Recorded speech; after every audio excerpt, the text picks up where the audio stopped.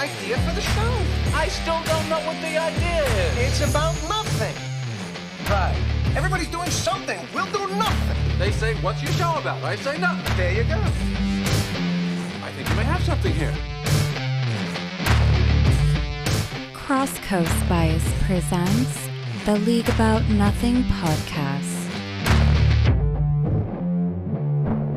All right, everybody, welcome back. We have our Week 7 recap. We are officially at the halfway point of the fantasy regular season.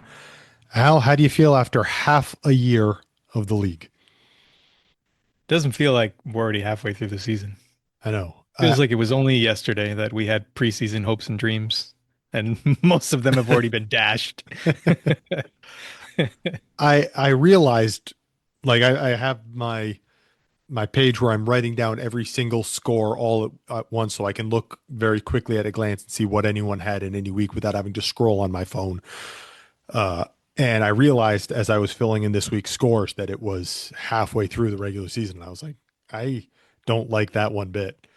This is moving much too quickly. Yeah, that means the season's already halfway over.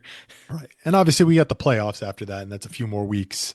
The fantasy playoffs, I should say. But being halfway through is, I don't know. Time moves too quickly. Agreed. All right. This week we had a league median score of 204.46. Not bad, not bad. We had a couple of waivers worth discussing, and we only had 2 trades again. I mean, they were good trades. We're going to get some good discussion out of these 2. Well, were they good trades? Good might not be the correct word. They were interesting trades to discuss. So we will get to that in a moment. Well, let's go quickly over these waivers first. A couple of waiver claims worth noting. Little Jordan Humphrey went for $31 to Mr. Good News. There was 2 other bids on that one. I bid $4. You bid 0. And I think he was worth probably closer to $0. Yeah, how many points did he score this week? I don't know. He I think he had the most snaps of any of the wide receivers. And it was a very odd game script. They didn't really have to throw for most of the game because they were winning despite the fact that they gave up 33 points in the fourth quarter and lost the game. They were leading for basically all but 1 drive or 2 drives, I guess. That was such a wild game. I still don't understand how they lost that game. I don't know. Poor decision making. The Poor coaches everything. made poor decisions. The players made poor decisions. It was, oof. To We give might up- not have a new coaching staff next year, but I can almost guarantee you we're going to have a new DC next year. Yeah, to give up 33 points in the fourth quarter. And it's not like the offense disappeared. They scored 2 touchdowns of their own in the fourth quarter and still couldn't hold the lead. That's incredible work. With like 5 minutes and 40 seconds to go, the Giants were up 26-8. And after that point, they scored a touchdown and they still lost. Yeah, With less than 6 minutes to go. Incredible. Incredible work. Yeah. Anyway, we don't need to get into the poor win probability chart on that game. We don't need to get into me lamenting the Giants more. We could spend the entire duration of this podcast on that. We don't need to subject the league to that one. All right, so Mr. Good News gets a little Jordan Humphrey. I can only assume that he wants to try and flip Humphrey here, but maybe he doesn't. Yeah, he had a decent game the week before. He got a lot of work, and seems like he's going to absorb a lot of snaps for them, at least until guys get a little healthier. So we'll see if that translates into more production and if he's able to flip him. I don't think he did very much this week, though. All right, the other high value waiver claim was Cameron Johnson, who went for $21 to my team. So Mr. Good News also put in a $31 bid on Johnson, but obviously he had Humphrey set as a higher priority. So he ended up with Humphrey instead of Johnson. The only other bid on this one, again, was yours, this time at $4, the same as I bid on Humphrey, actually. Sometimes it bothers me how closely we think on certain things. It's a problem for waivers. Yeah. So I got Johnson. He didn't end up doing much in this Monday night game. he did have a decent number of snaps, had a couple of targets, and he's their primary return man on a lot of stuff. So he's out there. He's gonna be in the wings waiting, and maybe he'll have an opportunity at some point. Yeah, and we'll get into the injuries when we get into the matchups, but Right. he's going to have more opportunities going forward. Yeah. So I'll try and hold on to him for a couple of weeks, see if he does anything. There were 7 other players who were bid on our Wednesday morning waiver run, and they were all $0 players. None of them did anything worth noting. Almost So all of them by me. yeah, I think half of them were on your team. So we're not even going to take the time to go over those. We're going to move on to the trades now because there's some good ones here, even though we only had a couple. All right. Do you have a preference for what order we do this? Because in the league, we had Mr. Good News and JMC's trade first. Right. Let's talk about that one. All right. So I don't want to give them, I don't want to shortchange them here because this got overshadowed in the group discussion. But this was a pretty interesting trade. Mr. Good News picked up a 2026 first round pick attached to Ruggs' roster. And in return, JMC picked up Cam Ward, the number 1 overall pick in the actual NFL draft and the quarterback of his Tennessee Titans. We've seen JMC go after Titans players before. Probably not quite as aggressively as Flinch goes after Broncos players. I think that's part of why he went after Ward here. The one thing he said to me when I asked him about this trade, which I thought was a very interesting point and very likely true, was that if Cam Ward was in New York or one of the other major markets, he never would have gotten him for this price, even if he was playing the same way, which I think is actually a fair point.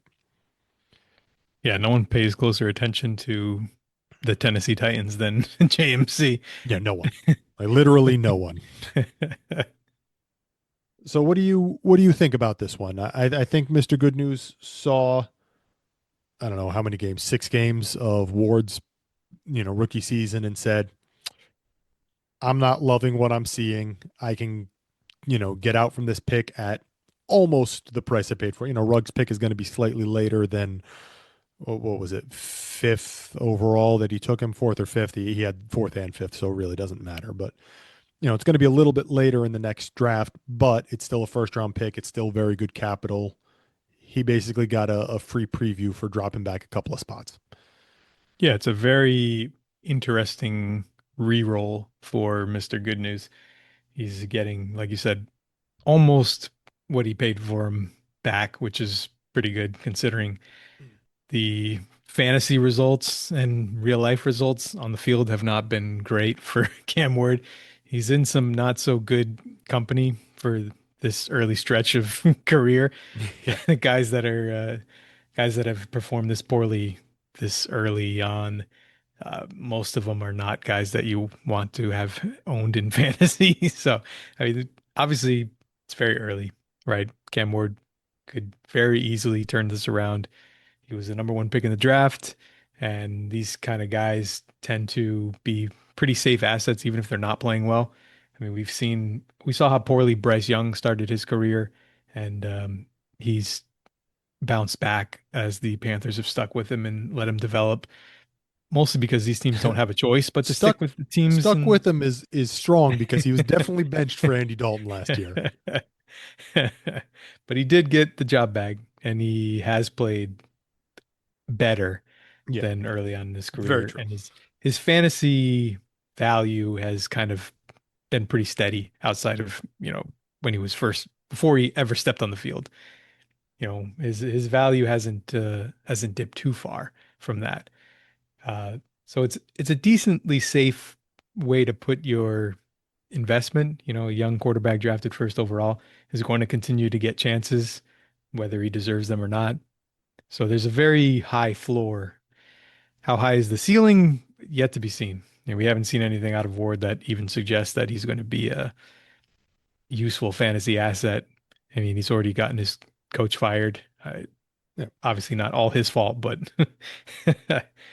he's not the only number one overall pick quarterback that's gotten his coach fired. I'm pretty sure all of them recently have Right. gotten their first coach fired.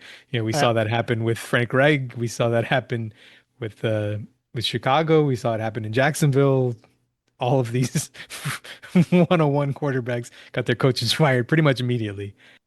it's certainly an interesting decision by JMC to invest further in a young quarterback when he basically has invested heavily in young quarterback already, and he has other needs on his team right now. But he's got Dart, he's got JJ McCarthy, and now he's got Ward. This is a lot of his team's value tied up in these young, unproven quarterbacks. Yeah, and I think roster construction wise, he was looking for a third quarterback because the first two are still kind of shaky long-term assets. We don't really know what we're going to get from them. Dart obviously has flashed and looks like he could be the answer. We don't know what we're going to get from JJ. We just haven't seen him play enough, and what we've Right. seen from him is not good. Like 2 games worth of it. We have very, very limited sample there. That goes for Ward as well. So I understand the construction wise trying to kind of give yourself more shots at at having one that pans out. It looks pretty good with Dart. The other two still to be determined, but he could have also looked at the 2026 upcoming rookie class, knowing that, hey, I'm going to take a quarterback with this pick. I like Cam Ward as a prospect more than I like any of these guys coming out in 2026, especially where he's going to be able to take one with Ruggs pick probably in the back half of the first round. So that could also be part of the calculus here. We haven't gotten too deep into the upcoming rookie class. We still don't even know who's going to declare and things like that. There's a lot of college season left to go, but early returns are not great. So that could also be going into play here. Right. It's a very interesting trade to me. I think that so JMC, like I said before, he mentioned that if Cam Ward was on, the Giants instead of Dart or whatever, you wouldn't be able to get him for this price still, which I think is interesting. But I also somewhat think that if Cam Ward was on a team other than Tennessee, JMC probably doesn't make this move.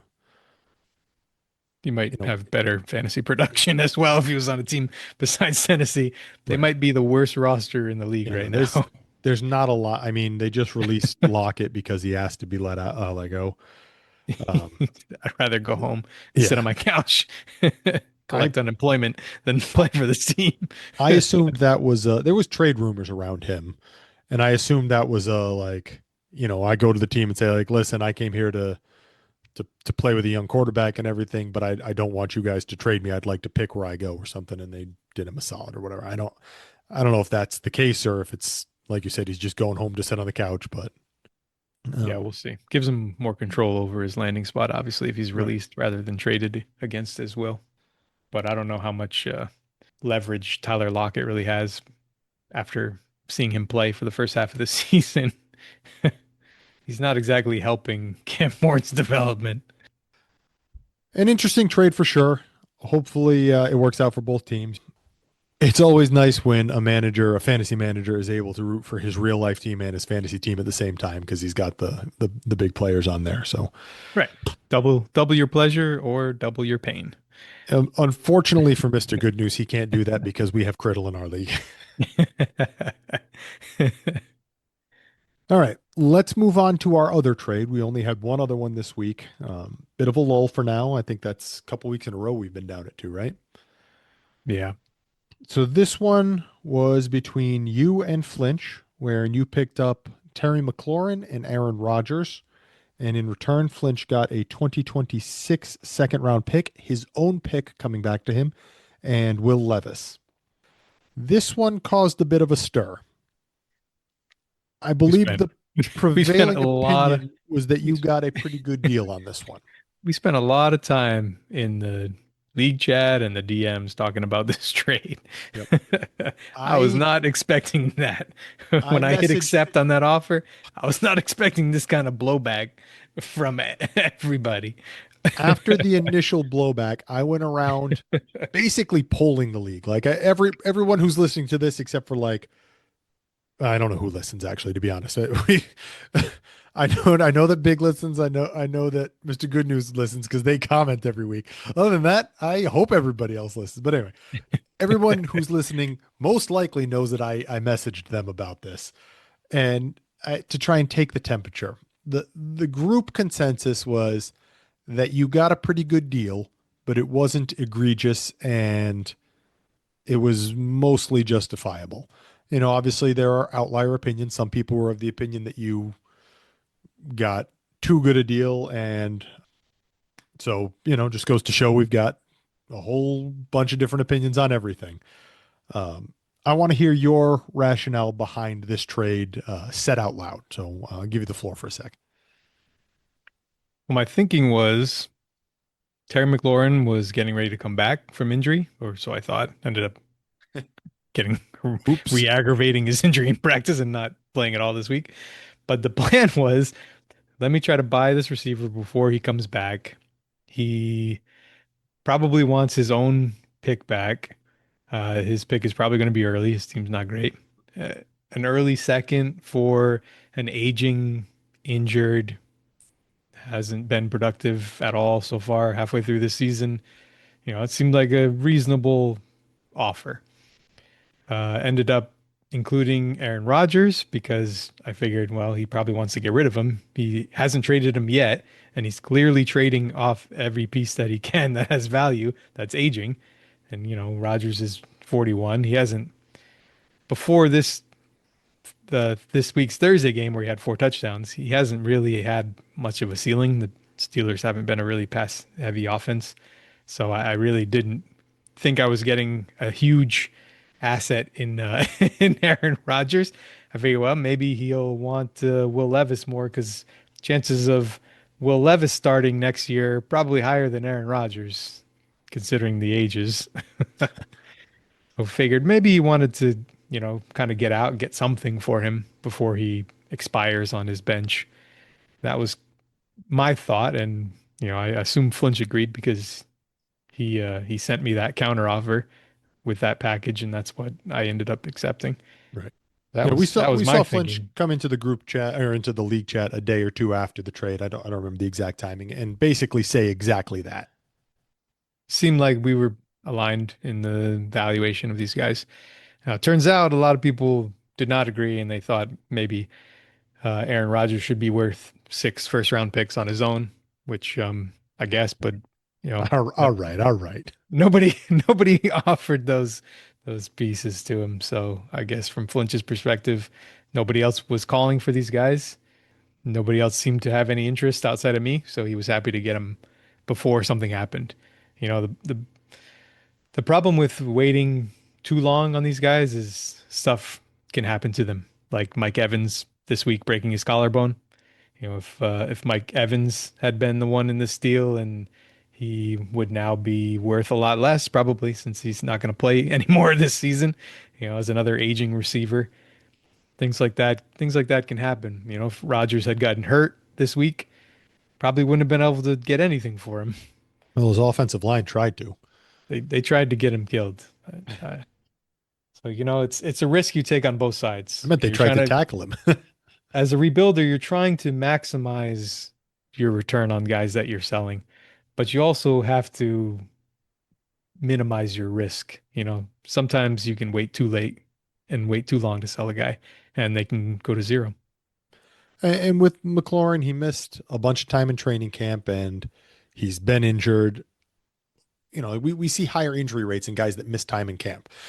He's already hurt. We see higher re-injury rates. And, when you get hurt in one area, your body compensates in another. It would not shock me if McLaurin did not play very much this year. However, the argument against that is, well, they just gave him a new contract. They clearly planned for him to be around for a while. Right. Who knows how long he actually lasts, because as we all are fully aware, NFL contracts are not what they pretend to be. But it certainly doesn't look like, McLaurin's under contract now for what, 3 more years, 4 more years, something like he's going to be there next year for sure. He's probably going to be there the year after that. At that point, he's what, 32, and who knows? Yeah. The thing that we see in Dynasty is once these guys start getting into their 30s, their dynasty value is just tied to their production. If they're producing, they're still going to be valuable. Guys like Mike Evans still go for first in their 30s if they're still producing 1,000-yard seasons every year. Right. This year, probably not going to be able to get that for him because he's not going to play at all for the rest of the season. So, once these guys get to a certain age, there's no more, I don't call it artificial dynasty value where, guys get a bump based on Yeah. Well, some we see projection that we think they're going to do over multiple years. It's kind of a year-to-year proposition. Every rookie who hasn't taken a snap is worth like, half a round more just because, oh, he's so young, like it doesn't matter. He hasn't done anything. The older guys don't get that in the same way. I mean, we've seen it. We've seen how veterans get devalued come rookie draft time. We saw guys like Josh Jacobs go for mid seconds. We saw, what did Ramondre go for, like a 5th-round pick during the rookie draft? It was a later pick. Yeah, I don't. These guys are useful vets. They get discounted. So the other thing I want to talk about right now, very briefly, is we discuss all the trades in the league that take place in the league here. We try to be somewhat careful because obviously not everyone is going to manage their teams the way we want to manage our teams. And not everyone has the same player evaluations. There are plenty of trades that have taken place in this league where I looked at it and I thought, man, what an awful trade for one side. And then 3 months later, if I had said that on this podcast, said it out loud and put that out there, I'd look like a freaking moron. So partially we don't want to judge the trades that people are making because we're wrong as much as everyone else is. We can't predict the future. We play in a league with all of you guys. We don't want to sit here and judge people harshly and negatively and no, we want to sit and look and go, all right, what were they probably thinking at the time and try and put ourselves in your shoes and explain it. That doesn't mean we necessarily agree with all these trades or disagree with all these trades, but we tend to shy away from harsh criticisms for multiple reasons. And if you listen to us talk about it and say, well, why didn't they, bash Flinch for making this trade? Well, we play in a league with Flinch. Thing is that we're judging the trade as it's happening in the moment. It's a lot easier to go back and look at trades that happened a year ago, even 3 months ago, and say, wow, that was terrible, really lopsided trade. But the thing is, we really don't know. Right. It's possible that McLaurin continues to be injured and never does anything for the rest of the season. Exactly.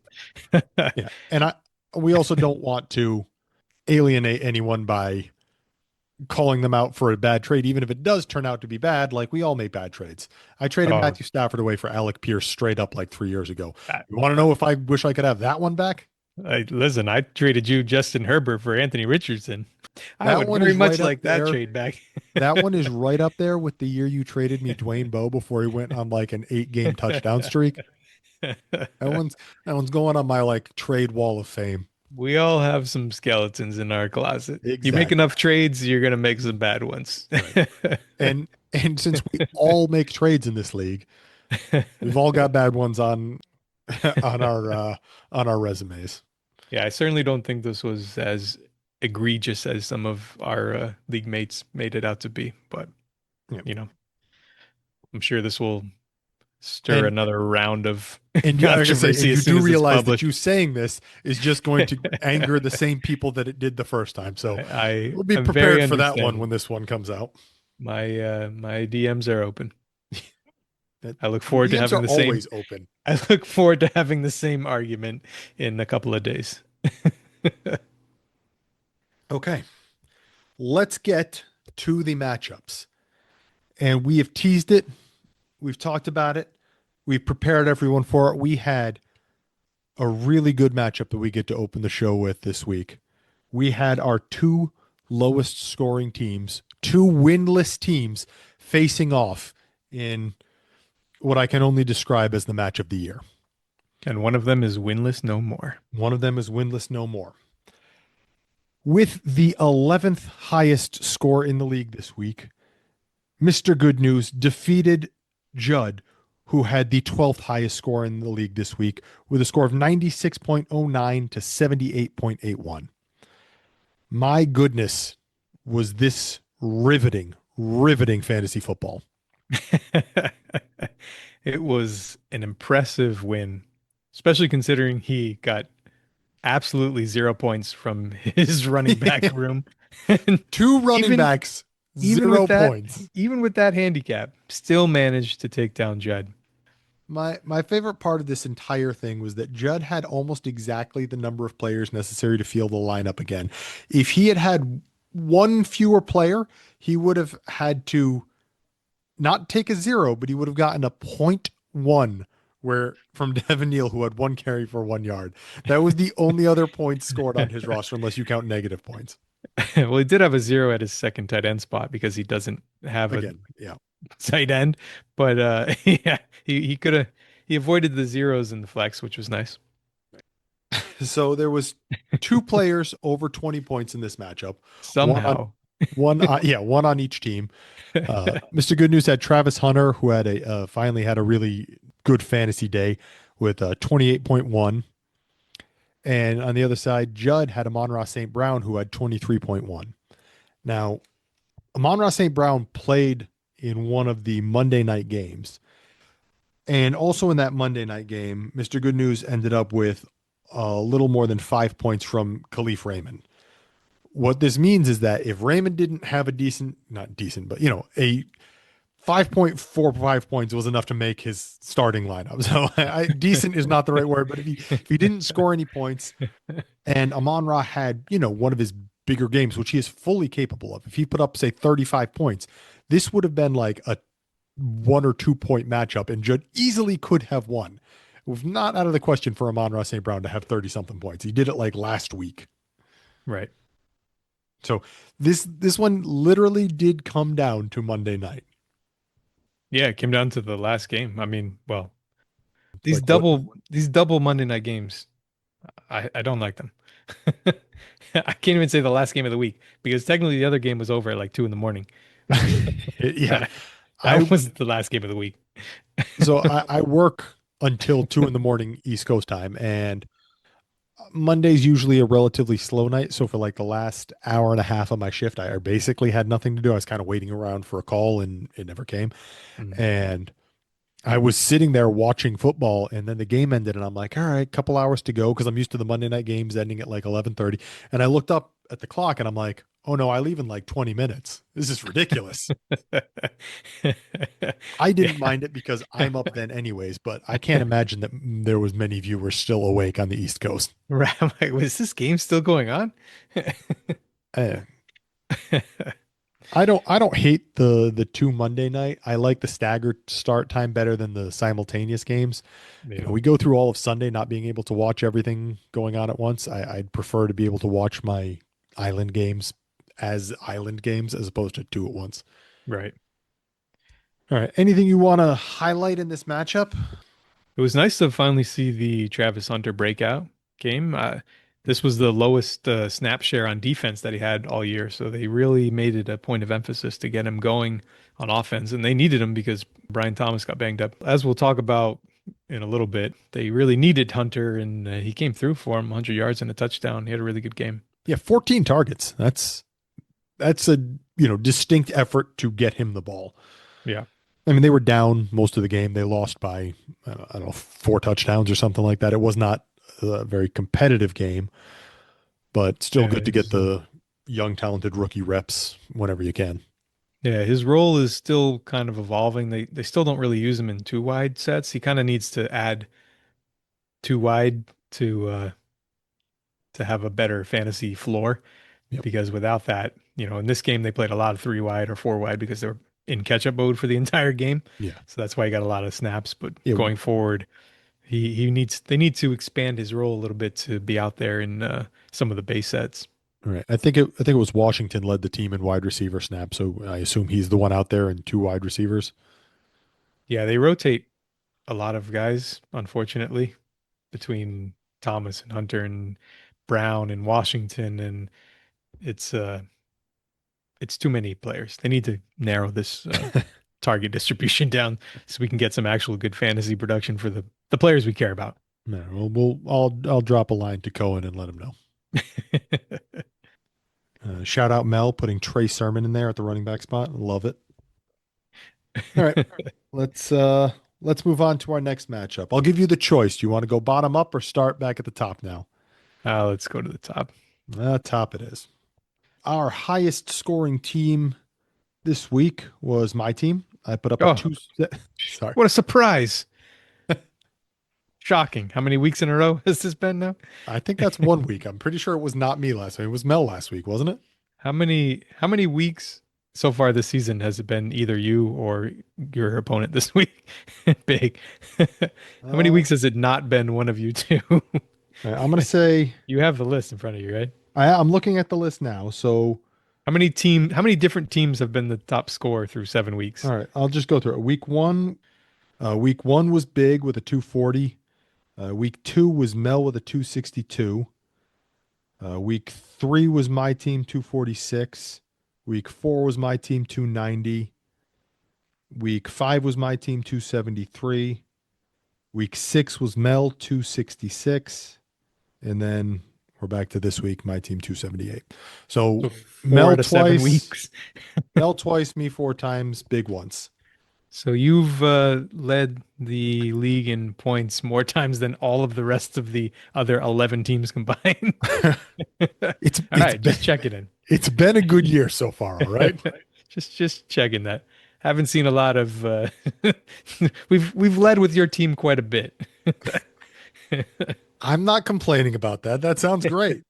The funny thing is, like, if you go look at the league, like history and standings and everything, I am still, I think, in like ninth place overall. Like, my team was so far behind.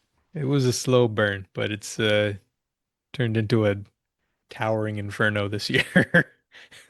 Oh, let's hope it keeps up, right? All right. So I had 278.94. I beat Big. Big had the fifth highest score with a 218.58. There were some really impressive scores in this one. One player over 40 points. It was Christian McCaffrey with a 43.35. And five players over 30 points. I should note McCaffrey's on Big's team, not my team, in case anyone forgot. Also on Big's team, Trey McBride with a 37.9. On my team, there was four players over 30 points. Herbert with 30.4, JSN with 30.8. Haronde Gadsden had a 36.65, and Pat Fryermuth had a 32.35. Just Uh, incredible work. that's a lot of players over 30 and 40 points in this matchup.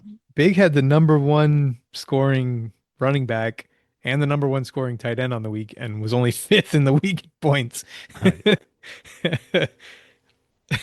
I, between the two, those two players put up 80 points for him. More than 80 points. That's a good chunk of change right there. Yeah, well, unfortunately, you almost scored 280 points. Maybe next So, week. Yeah, other players over 20 points in this one. Quinshon Judkins, 26.9. Sutton with a 20.2. And they weren't over 20 points, but both Javante and Jacoby Brissett had over 19 points, just shy of it for Big's team. My side of things, players over 20 points. Patrick Mahomes, 29.24. Rashee Rice in his first game back, 29.95. Jake Ferguson, 27.65. And Tyler Warren, 20.9. Again, a lot of players over 20 points in this one on both sides of this matchup. mostly on your side. It's true there was a couple more on my side. Yes. You had a lot of points this week from a lot of different players. What you're going to hear me complain about right now is, you stop me if you've heard this, my running back room.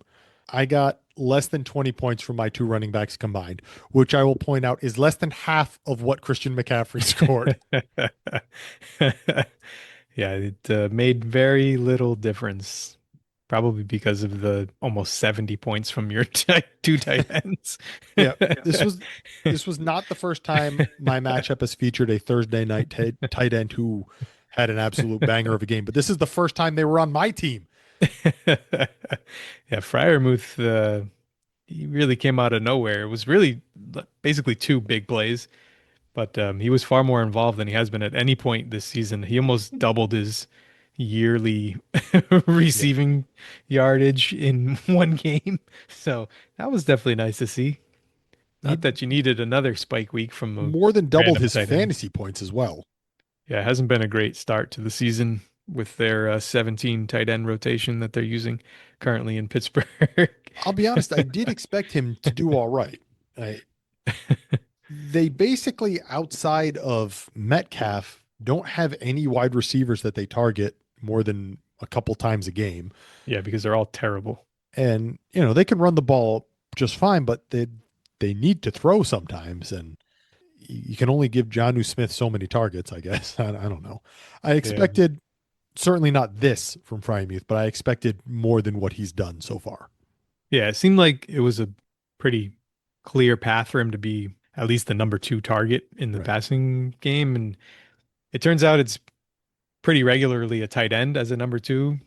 target. It just there's the different ones every week. Yeah. Well, This they this scored week the wheel spun to Fryermuth they had 4 passing touchdowns this week, to three and different tight ends. they all went to tight ends. The three different tight ends. Washington scored one, Jonnu scored one, and Fryermuth had 2. Right. What a Arthur Smith's wet dream right there. Yes. They like to use Hayward a lot too. So they really use He four tight had the ends. first end zone target. Right. Rogers tried to get him in the back left corner of the end zone on, like, I think the first or second drive. Yeah. That's the problem is there's just too many. They're not a heavy volume passing offense generally outside of this week. And there's just too many tight ends. It's like teams that have, 4 or 5 different receivers that rotate in and all get targets. You need a more consolidated target tree if you're not going to have the type of volume. Yeah. But worked out this week. Yep. I'm happy with what I got out of him this week. At least we know the ceiling is still there. He's still capable of doing Right. this. He's been a good fantasy tight end every year he's been in the league that he's been healthy. He's been top 12 every year that he's played a full complement of games. Yep. But he's never been a big spike week like this guy. He's generally been a 4 for 40 every week, going to give you a touchdown, 6 times a year, but that generally equals out to tight end 11 or tight end 9 or, whatever in that range. And for our league, that's very useful. Good to see a spike week. Speaking of spike weeks, Quinshon Judkins, 25 carries. I want to say only 84 yards because I feel like he should have had more, but also 3 touchdowns, Yeah. 26.9 points in the 31-6 drubbing of Miami that took place in Cleveland this week. Yeah, this game was ugly. It was ugly and wet. And the problem is he scored so many touchdowns. They had a lot of short fields to work with because Miami turned the ball over every single drive that they that they had. So it wasn't a lot of yardage to be had for Cleveland. Well, they ran it 25 times. I think Miami probably caught on to what they were trying to do pretty early. And Well, when you're running out the clock starting in the late first quarter, there's going to be a lot of rushing attempts. so one of the interesting scoring quirks for our league is we give extra points for first downs. Judkins had 25 carries. 3 of them were touchdowns. All right. We have 22 other carries. Of those 22 carries, 2 of them went for first downs, which means that he rushed the ball 20 times and did not register a first down on that run. Right. He had one more rushing first down than your running back to Jeremy McNichols, who had 2 carries. Yep. Judkins looks like the real deal, though. He looks legit out there. I think he's going to be part of this squad for Big for a good time, to come.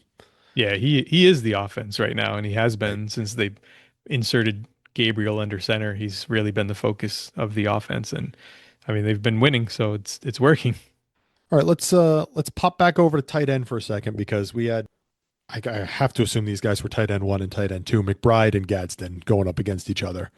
We expect the spike weeks from McBride, not so much from Gadsden, although we may have to start expecting them because he's been scoring a lot of points since they've kind of phased Conklin out and given the pass catching role over to Gadsden. He's doing far more with it than anyone else in this offense has in the last couple of years since Harbaugh's been there. They've been kind of looking for a tight end to take this kind of role, and Gadsden looks like the guy right now. He's Yeah, and been he very scored a productive. touchdown, but the points really came from the fact that he had 164 yards, which is a yardage total we do not see very often from tight ends. Yeah, no, not from a tight end. There's not a lot of field stretching tight ends in the league currently. We know that Gadsden's basically a big receiver, and that's kind of the role that he played at Syracuse. Right. But yeah, I mean, he's been lining up at tight end, and he's got tight end as his positional eligibility, so he gets extra points in our format. It was a bit of a struggle for Big this week. He had a couple of players on his IR, or more than a couple of players on his IR. He had some lower than usual scores in his lineup. Like we're not used to seeing single digit scores in his lineup, and he had four of them this week. Yeah, he's just got so many injuries, and he unfortunately has more injuries that we need to talk about after Yeah, this week. right. He's just got so many guys banged up right now. You know, Kyler Murray missed another game. Purdy's has missed many games at this point now. And he's got a bunch of guys on IR already. Benson and Allen and Connor and guys that we've been talking about for weeks. Ridley. These are Yeah, Tyreek Hill. it's starting to be a serious problem, and it's definitely lowered his ceiling. He still managed the, top five score on the week, but yeah, he cannot keep pace with your scoring, not with this many guys down. He's got half his roster on IR. He's going to add a couple more that we need to talk about right now. So let's get to that right now. We had a few injuries in this matchup this week. Unfortunately, pretty much all of them on Big side of things. Uh, Nico Collins left the Monday night game with a concussion. Copy paste the concussion thing. He's in the protocol. We'll see how he progresses. They have a Yeah, the short only week this week, I think. right. The only caveat being is this happened on a Monday, so it's one less day to get through the Yeah. protocol. Means So he's even less likely to play this week than a normal right. player going through the protocol. Yep. So we, obviously hope that he's all right and he comes back, quickly and healthy. But it might be tough to clear in only 6 days. Kendre Miller tore his ACL. He's on IR. It's tough to see. I I messaged you, I think yesterday, that it's kind of hilarious that it came in a game they were playing against Dennis Allen. I'm telling you, man, they put a hit out on him. This is the bounty gate all over Bounty again. Gate. Yeah. Allen hates him. He just hates him. I didn't see the play. Maybe Allen came out onto the field to lay the hit. It's possible. Tough start to the career for Kendre Miller. He's been in and out of the lineup, injured pretty much constantly, and obviously this one is pretty severe, so we won't see him until next year. Yeah, and next year he'll be going into the last year of his rookie contract. Right. One other one here, Mike Evans, first game back from the hamstring injury, broke his collarbone. I I have to assume he's done for the year. I don't know. Maybe if they make a playoff run, he'll be recovered in time for that. But I don't think we're seeing him again in the regular season. Definitely not in the fantasy season. Yeah, broken clavicle generally requires surgery and screws and Right. plates, and it's at least an 8-week recovery. So, Yeah. depending on Tampa's record at the time, we may see him late in the season, but probably too late to help for fantasy. Yeah. If I say if they're still a good enough team that they should make the playoffs. I mean, Yeah, they lost this week, but they lost to a good team, and I have to assume that they'll approach it with the mentality of get him back for the playoff run. right. Which doesn't help No. fantasy playoffs. And the only other one was a guy that is not a huge contributor, but a guy that he just traded for last week, Hassan Haskins, thinking he may come into a role, but Oh, that's he's already right. been ruled out for Thursday. So um, he will not have Hassan Haskins getting him a handful of points this week. And Haskins has worked behind Kamani Vidal anyways. It hasn't been just one person doing the job. They've been splitting some work, but still he's been getting the smaller piece of the timeshare. Yeah, it's just another guy that is Yeah, now a another one. guaranteed zero for the week. He's got a lot of those. The good news though is that Big still has Kamara on the roster, And this probably puts end to any and all trade discussion with him. And Kendre Miller being gone means that you're going to get more work for Alvin Kamara. Or more work for Taysom Hill, who he's also rostering. Also on the roster. So consolidation can be helpful for fantasy purposes. We're 1 week away from Taysom Hill being the starting running back for the New Orleans Saints in the year 2025. Did you see that Hill has lined up each week for the majority of his snaps at a different position? Like the first week, he lined up the majority of his snaps at quarterback. Mm-hmm. Last week, he lined up the majority of his snaps at running back. And this week, he lined up the majority of his snaps at wide receiver. Yeah, it's so that man really does it all. The human Swiss Army knife. Right. Two quick things I want to hit on before we move on. Joe Flacco scored 28.48 points and didn't make my starting lineup. That's He was the highest scoring quarterback on the bench. Yeah. I don't know. I was encouraged by Rashee Rice's first game back. That's all. Yeah, they did not ease him in. He was the focal point of the offense. It's different when you're coming back from injury versus coming back from a suspension, right? They know that he's ready to go full bore physically, and they didn't hold back. It wasn't, 10 targets in your first game in over a year is it's nice to see. 2 touchdowns were of course because he plays with Patrick Mahomes, so everybody has a chance to score touchdowns at any time in that offense. But the 10 targets are definitely encouraging. He immediately took over the target share lead. All right, let's move on to our next matchup. Our second highest scoring team this week was Al's team. You put up a 276.07, and you faced off against Georgia Mike, who put up a 203.26 and was our 7th highest scoring team. So unfortunately for Georgia Mike, he just misses that median score. But 276 is a lot of points for your team. Always a bridesmaid, never a bride. Second most points on the week again. I have yet to be 2-0 this. You have nothing to complain about. You don't get anything extra for scoring the most points. You got your 2 wins. Get out of here. But you get the little picture of the trophy when they do the the league recap. But you've always got some complaint, my friend. All right, players over 30 points in this one. You had 2 on your team. You had Keenan Allen with a 34.65 and Jahmyr Gibbs with a 39.05.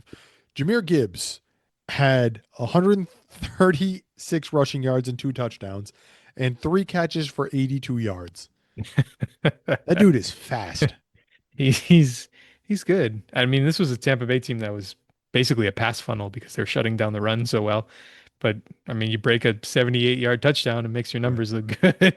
Yeah, if you take away that run, the remainder of his carries is a pretty low yards per carry average, which was bore out by the rest of the game. That the running game didn't do a whole lot. Montgomery on the other side of things also didn't have a ton of success running the ball, or not other side of things, the other half of that running game, I should say.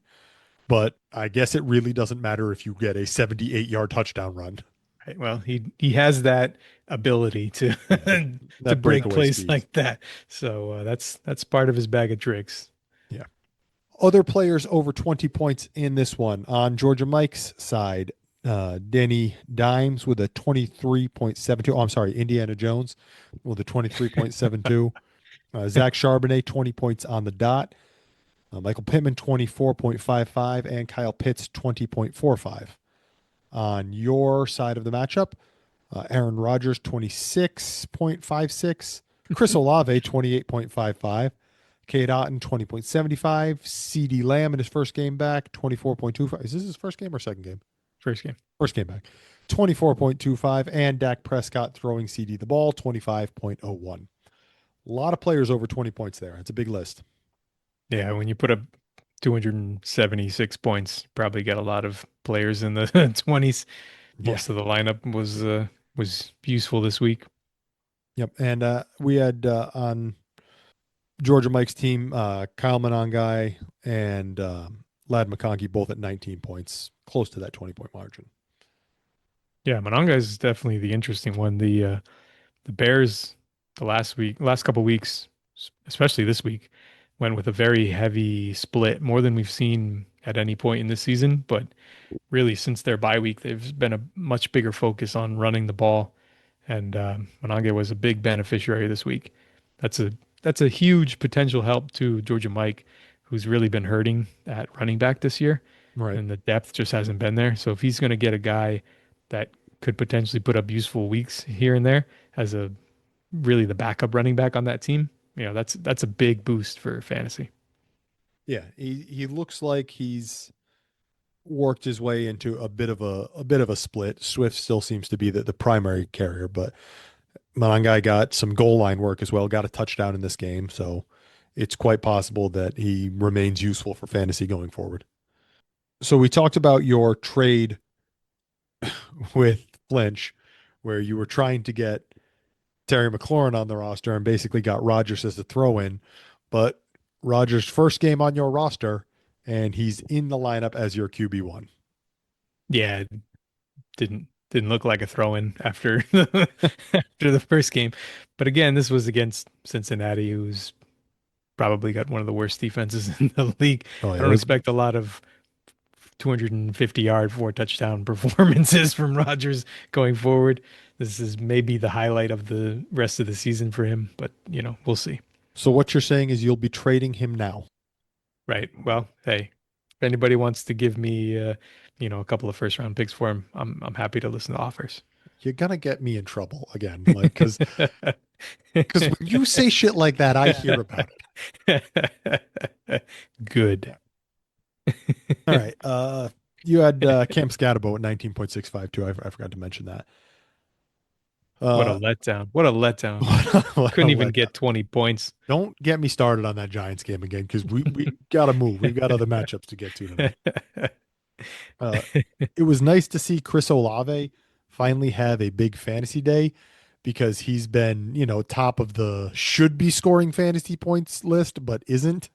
Well, yeah, he was getting 15 targets a game and somehow only coming out with 40 or 50 yards every week. He finally had a long reception for a touchdown for the first time this season, and then got another touchdown. So yeah, this was the opposite. He only had 7 targets, but he came up with almost 100 yards and a pair of touchdowns. So it was much better for the fantasy points scoring. Nice game for him. All right, who do you want to talk about in this matchup? Who is interesting to you? Going back to the Thursday game, it was nice to finally see Chase Brown have a little bit of running room. I mean, yeah, he had 100 yards for the first time first time this year. He's even been over 40 yards. What was his season high before this game? It was low. I don't know the exact number. Let me pull up the game log and take a quick look here. It was 47 yards in week 2. Yeah. Right. He almost had that in one carry. I think he had like a 38-yard carry early in the game. So it was nice to see, a bounce back there. They've just, for a guy that was highly touted coming into the season, people thought that he was kind of ready to potentially jump into that running back 1 mix. Not running back 1 overall, but, a running back 1, top 12, top 10, top 12 kind of guy. And it's been a disaster of a season. So it was nice to see him break up a few runs to remind you that, yes, he can still do this if he, gets some lanes. Right. I don't know that they're going to play the Steelers defense every week, but at least Joe Flacco gives him a little more respectability on offense. Maybe his ability to challenge downfield will open up some more running lanes for Chase Brown going forward. I mean, I think that was at this point, but I think that was part of what pushed him into that RB1 discussion was, the fact that Joe Burrow was going to be the guy operating this offense, and that the passing game was going to be, much deadlier than it was with Jake Browning, much more effective. And, that teams wouldn't be able to effectively stop the run because they were more worried about the pass. And, looking back at it now, that week 1 game between Pittsburgh and New York is making a whole lot more sense after we see how bad this Pittsburgh defense is elsewhere. Right. The problem for Brown this week was that he had a, very efficient day and a lot of yards. It was 11 carries, 108 yards, but he only got 13 points because he had 2 catches for -8 yards, and he only had 4 first downs in there, no touchdowns. It was a lot of basically empty yards for fantasy purposes. He only ends up with 13 points, despite the fact that he was very effective. Yeah. Nice to see him at least flash. Show a pulse. All right. Anything else you want to talk about here before we move on? Do we have injuries? The only injury of note was Tua, the injury to my pride watching him play. Have maybe the worst singular game that we've seen anyone have in the history of LAN. He scored minus 5.4 points, which is very difficult to do. It's not easy to score that many negative points. But, 3 picks, 3 fumbles, a couple of sacks taken. Yeah, that'll do it. Negative 5.4. It is. That's the Impressive is lowest the wrong score. word, but That's the lowest score that I can remember ever seeing as long as we've been doing this. So there may be one I worse, haven't been but keeping track, but it's got to be up there. I'm sure there are others. it But seems off really the top bad. of my head, I cannot think of them. Seems really bad. So much for that challenge trade that me and Mel had a couple seasons ago with the Tua for Fields. That has gone. You both lost that one. It has gone back and forth. Both of us have looked good and both of us look bad, and now we just both are sad. Oh, That's been the end result here. well, that's a good lead in because our next highest scoring team is Flea's team. Flea was our third highest scoring team. She put up 246.18, and she went up against Mel, who was our fourth highest scoring team. He put up a 239.02. So both these teams over the median. Good matchup. Let's talk about it. We had 4 players over 30 points, but one of those players was also over 40 points, so we're going to start there.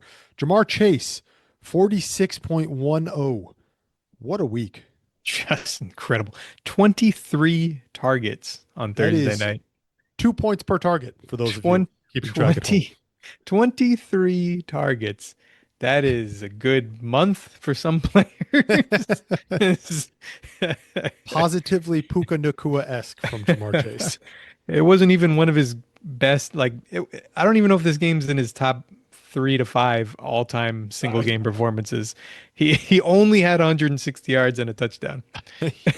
I know it's not his best. I know it's not his second best. Beyond that, I'm not sure. Just incredible work.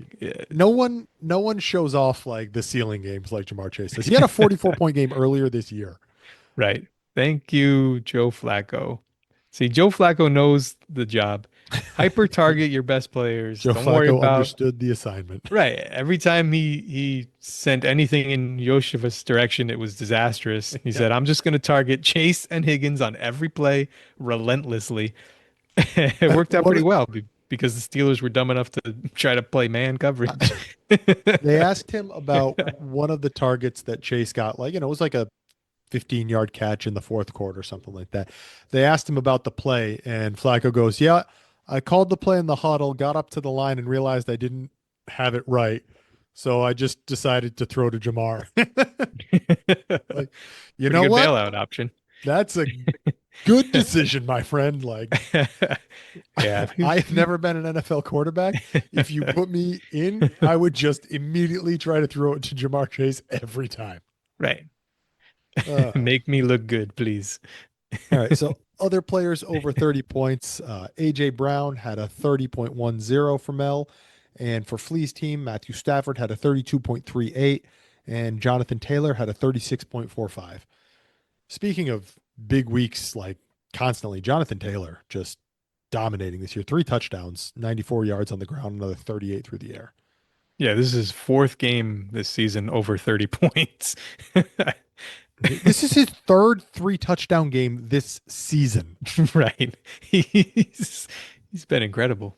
He has scored 3 touchdowns as many times as he has scored no touchdowns. See what happens when you have a competent quarterback running a real NFL offense?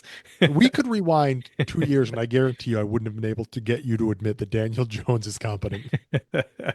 He certainly looks more than competent this season in this situation. Right. Listen to Jonathan Taylor's weekly finishes this season. Running back 23 in week 1. After that, running back 1, running back 1, running back 21, running back 2, running back 8, running back 3.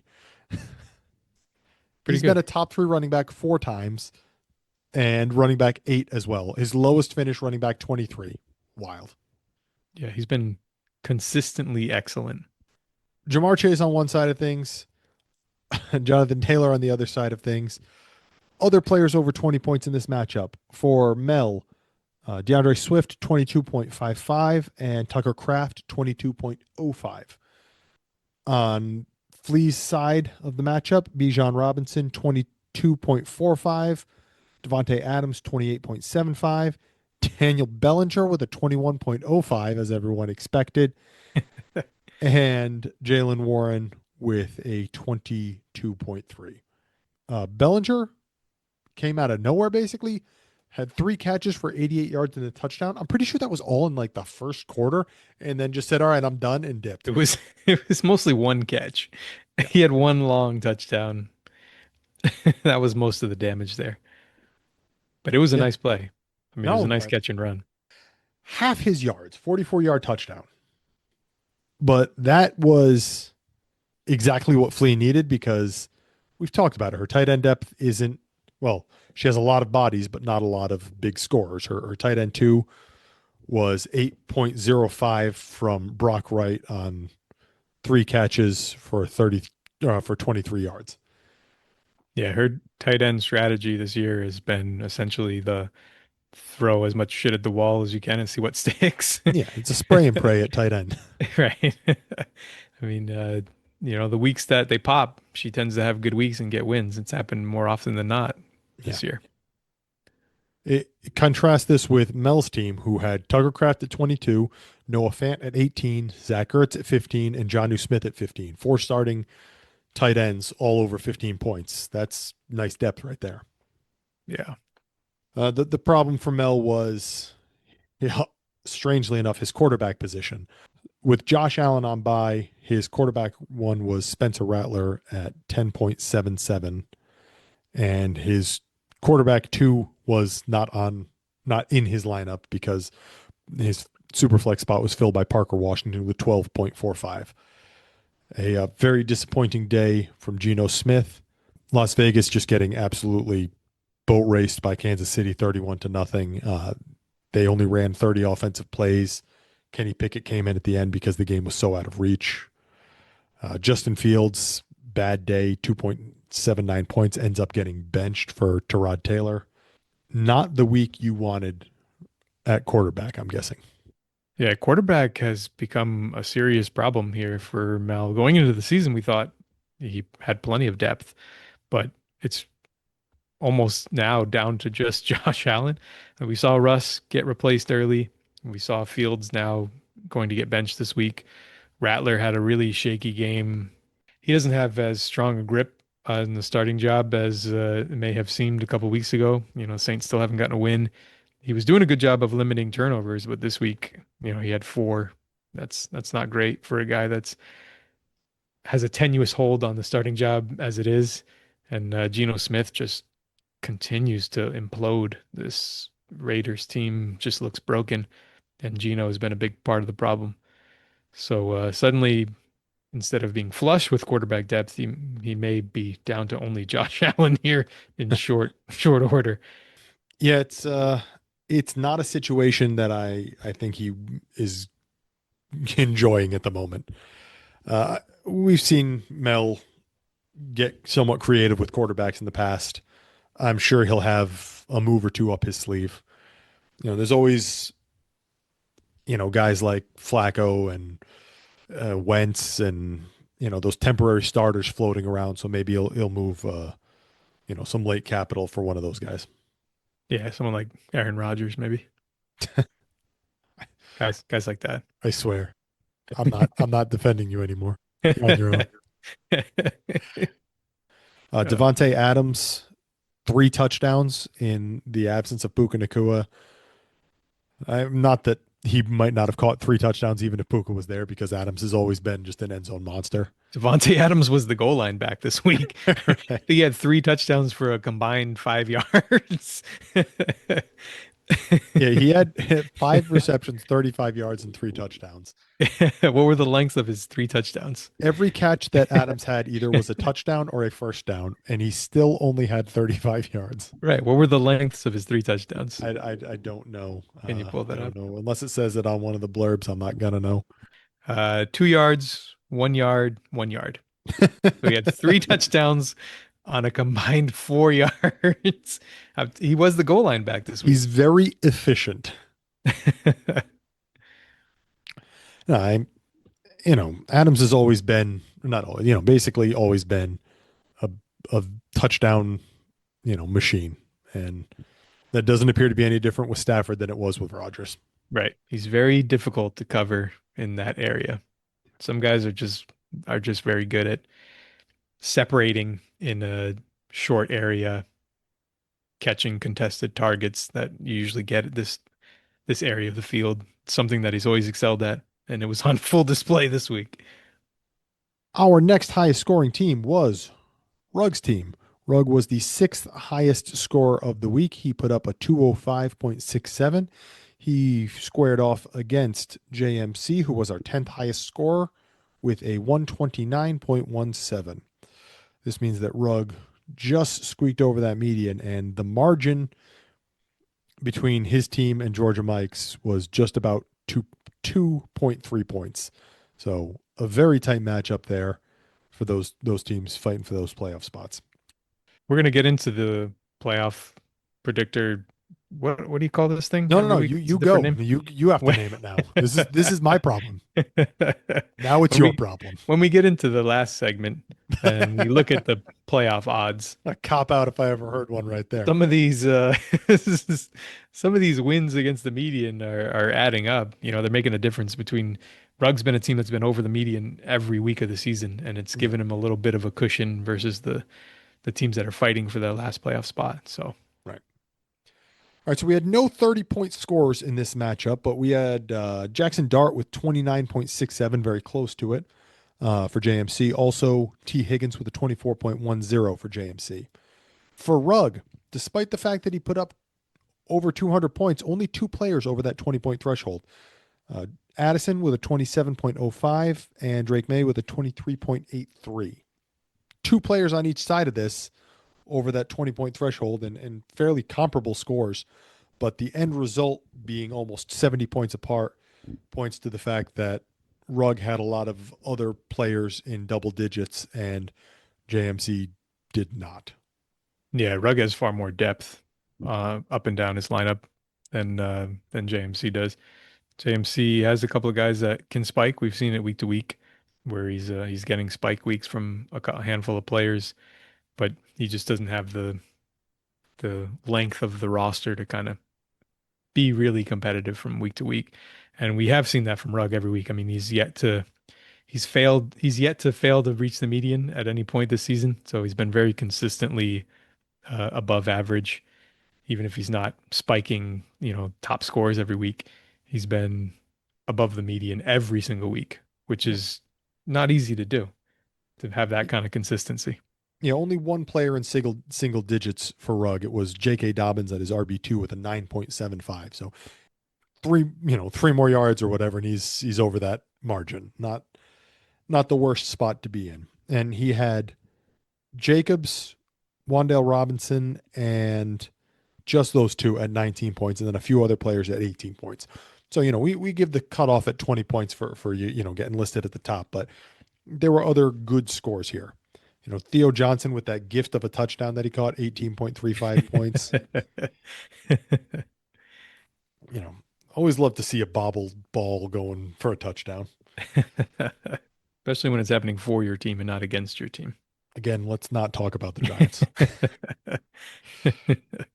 For JMC, he acquired Cam Ward this week, and Cam Ward put up 8.7 for him, which I'm pretty sure is his third highest fantasy output of the year, behind an 11.2 and an 8.8 earlier this year.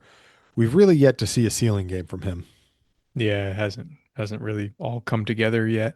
this Yeah, season, and I'm not sure that it will at any point this year based yeah, on the lineup that is around him. It would be very difficult for any quarterback to kind of elevate the team that he's currently saddled with. So it's hard to yep, get a real evaluation on him, and I think that's one of the reasons that he was willing to buy and, Mr. Good News was willing to sell.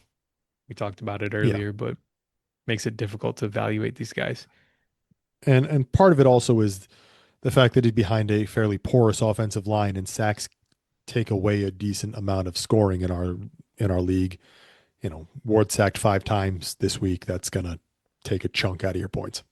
Yep. Yeah, we have some negative scoring, a little more hurtful than in standard leagues. So turnovers and sacks taken and things like that hurt a little bit more for your quarterbacks. Yeah. Nice to see both of these teams have some production from young tight ends. Gunnar Helm, 12 points for Rugg, and Colson Loveland, 8.65 for JMC.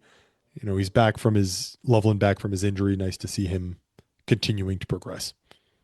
Yeah, and when we get to the injuries, there's a reason that he got a little bit more work this week than he had in previous weeks, and it may be more work going forward.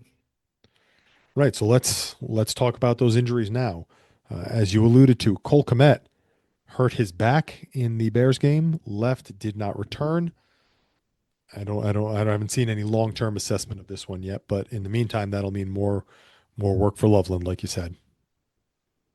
Yep. Yeah, and they're past their bye. So, I mean, this is usually when we see rookies kind of get worked into bigger roles. You get a week off to kind of revamp what you want to do with your game plan. We saw the Bears already adjust and become a much more run heavy team than they were before the bye. So it's possible that we see a little bit of juice from Loveland over the back half of the year. Yep. A couple other injuries on Rugg's team. Unfortunately, this was a tough week for him. Brian Thomas Jr. hurt his shoulder. I think this was fairly late in the game. He left, did not return. Doesn't sound super long term, but also doesn't sound good. Yeah, and they're on a bye this week, so we're not going to get any update. I wouldn't expect anything to come out until at least the following week. Right. Other wide receivers, Dontavian Wicks left the game hurt. This might be a re-aggravation of his injury that he was out with before. I didn't see much information on this. I don't know if you saw anything useful. Yeah, calf injuries are tricky. We've talked about them before. It's very difficult because calf injuries can turn into Achilles injuries. Yeah. We've seen in the NBA many times. We've seen a little bit in the NFL too, but it's more common in the NBA. It's hard to plant and drive off of that leg with the compromised calf, so it can take more time than you'd think to heal. Yeah, so hopefully, it's not too serious for Wicks, but he was already dealing with an ankle injury, so I don't know if it's the same leg or a different leg, but either way, it's not great. The injuries start piling up. Yep, and they've started ramping Watson up, and they've opened up his window to practice. So he may get phased out of the offense before he gets a chance to rehab and come back from this injury too. That's a risk for these guys that are kind of further down the depth chart. Okay, we had two other injuries for Rugg, both of them at the quarterback position, which I'm sure he's thrilled about. Jaden Daniels hurt his hamstring, left the game. He's listed as out. I don't know. Have they already announced that he's missing this week? I thought it was that he was very much in doubt, but they hadn't been clear on that yet. Yeah, we haven't gotten an official injury report. They said he was very doubtful. Right. They're not calling him they're calling him day to day, not week to week. So it's probably a grade one. But even those we've seen how many games Lamar has missed with a hamstring, Yeah. especially these mobile quarterbacks where running is an essential part of their game. It's hard to have them out there without the use of their hamstrings, right? Right. Seems vital. So it may be longer than maybe a pocket passer would take to come back from a hamstring injury. And the other one was Bryce Young with an ankle injury. He left the game. They've called him day to day as well. Who knows? They've got Andy Dalton there, who's a competent backup and can step in if needed. So we'll see what happens there. Yeah, this one was really unfortunate because he got stepped on by his teammate. Oh, is that what happened? I didn't see. Yeah, he got stepped on and twisted his foot in the turf because we know the MetLife turf is such a wonderful field condition. He got stepped on and twisted, and yeah, it was not great. They're calling it a high ankle sprain, which makes me think he's definitely not going to play this week, and it may be more than one game. The good news is Rugg also has Andy Dalton on the roster, so may be able to bridge that production gap a little bit better. Right. He's also got Marcus Mariota on the roster to back up Daniels. So he's really not down in terms of, the number of starting quarterbacks he has no matter what happens here. But obviously you'd rather the starters be in. They give you a much better ceiling. Yeah, generally it just means you still have a floor. You just probably have a lower ceiling than what you would get with guys like, MVP candidate Jaden Daniels. Yeah. All right. So an unfortunate amount of injuries for Rugg there. Hopefully none of them, last very long. Hopefully they all come back soon and healthy. All right. We have one remaining matchup that was between Criddle and Flinch.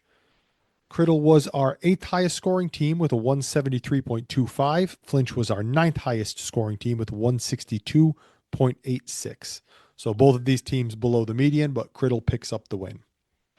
One player over 30 points on each team in this one, but we're going to start on Flinch's side because Bo Nix put up a 40.46. I'm pretty sure all of those points came in the fourth quarter. Please don't make me talk about the Giants anymore. He had 2 passing touchdowns, 2 rushing touchdowns, a couple of 2-point conversions in there. He basically did it all this week. Yeah, and he did it all in the fourth quarter. This offense was sleepwalking for the first 3 quarters, and then they decided that they finally remembered that they were playing in an actual NFL game and they should, try to do something. And they did everything. Yeah. And so he went 27 of 50, a little over 50, percent passer rate there at, 54. It's or completion percentage, excuse me. 54% on the completions, but there are some ugly receiving lines on Denver. Like Franklin had 3 catches on 10 targets and not very many yards. It's just He had a touchdown on a tipped pass that wasn't even intended to him. it's just a wild So game. one of those few catches he did have Right. wasn't Was even not. meant for him. Yeah, well, I mean, he gets a target for that, so really it should be like 2 for 9. But like even that's a terrible line. That's not good. Yeah, no. So interesting game for sure. On Criddle's side of things, Devonta Smith with a 37.55. Smith had like an 80-yard touchdown or something like that. It was a huge play that, accounts for at least half of those points. Yeah, we finally saw the ceiling for the Phillies passing offense for the Yeah. first time this year. We saw Brown have a big game. We saw Smith also have a big game. Yeah, 183 yards for Devonta Smith. That's a lot. Yep. Yeah, it was a good game. Hurts was attacking down the field and it was effective for the first time all season. Yeah, against Brian Flores, who I expected. Honestly, I did not expect this out of Philly this week. I thought it would be a lower scoring game. Yeah, well, this is the problem with the ultra aggressive, blitz happy kind of defense. If you leave your guys out on islands in coverage against good receivers and you can block it up front, then you're going to have opportunities. Yeah. A couple other players over 20 points in this one. On Criddle's side of things, Jalen Hurts with a 25.79. And Dalton Schultz coming, I don't know, back from the dead, 28.55. Well, Nico got banged up and they had no other receivers. You want to talk about ugly receiving lines? Go look at the Houston Right. Texans wide receiver game log. I think It was, not an efficient day for most of the passing offense, except for Schultz, who had 9 catches on 10 targets, 98 yards. yeah, Like, everybody else had like negative yards on 20 targets. It was not great. Yeah. On Flinch's side of things, only one other player over 20 points. Xavier Legette with a 27.95 on also a fairly efficient day. 9 catches, 11 targets, 92 yards, and a touchdown.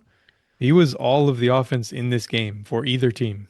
It was, Yeah, it was not that much game was going awful. on either side besides the get, who's really come on the last couple of weeks after just the worst start imaginable to the season, where he was a net negative anytime you targeted him. He got hurt, and since he's come back from injury, he's really turned it on, which is good to see. I'm sure the Panthers are happy since they spent a very early pick on him and the early returns have not been great. Right. Maybe he's turned a corner finally. Well, it would be helpful for that offense and obviously helpful for Flinch's fantasy team if that is the case. Yeah, it's a team that's been desperate for a second receiving option outside of Tet all year. They haven't had anyone really step up into that role. All right, anything jumping out to you at this one? Interesting that despite Schultz's big day, Criddle only got a 13-point game out of CJ Stroud. He had some tough decisions. Because the rest of the team was Yeah, awful. The rest of it's his not great. receivers did nothing. It was all Schultz. Everyone else was bad. Yeah. Nico got hurt, but before that he only had 20 yards on 10 targets. Like it was not a great day for the passing offense. Talked about his injury earlier when we were discussing Loveland, but Cole Kmet hurt his back, didn't return. So not great for Flinch's team, but he's trying to shed points anyways. So I guess it's not the worst situation for him. Yeah, Darren Waller was the big one in the disaster of the Miami offense. Waller had a strained That's right. pec, and he's going to miss well at least a week, probably a couple weeks. We uh, we saw a pec injury land Mike Gesicki on IR already. Waller hasn't exactly been quick to rehab anything that he's gone through, so I'm guessing it may be an extended absence, unfortunately, for Waller, who was finally looking good, and he had looked like a missing piece of this offense without him.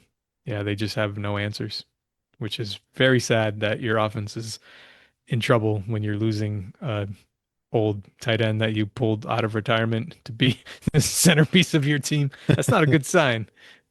I think the Dolphins might be in trouble. Miami is just such a dumpster fire right now. This team is the definition of week to week at this point. We could see Tua benched and the head coach fired at any point, any of these weeks. Every week that they survive is more and more surprising. I'm honestly surprised that McDaniel was not fired this week. Yeah, it was not a great effort by the team. The thing is, they can't fire him next week either, because even if they're playing the Falcons this coming week, week 8. Even if they get destroyed by the Falcons, they play Thursday night the week after. You're not firing Yeah, your head coach going into a Thursday night game. that's another reason why you're probably not going to see Waller for a couple of weeks. Two Yeah. games in 5 days, Yeah. coming So off an injury like this. my guess is that McDaniel has 2 more games, and we will not see him return after that Thursday night game. Yep. Yeah, it's kind of like a mini bye. It's Just probably just a guess. I'm not rooting for it. I don't want the guy to lose his job because unless they have a miraculous turnaround in the next 2 weeks. yeah. I think you may be right. Okay, I think that wraps up the matchups. Let's go to your favorite segment. My favorite segment, the Dynasty Daddy percentage chance to make the playoffs, season long predictions, playoff odds. All right, we're not touching on the top 4 teams. They're all still 99% chance or greater. We're not touching on the bottom 5 teams. They're all 1% or less.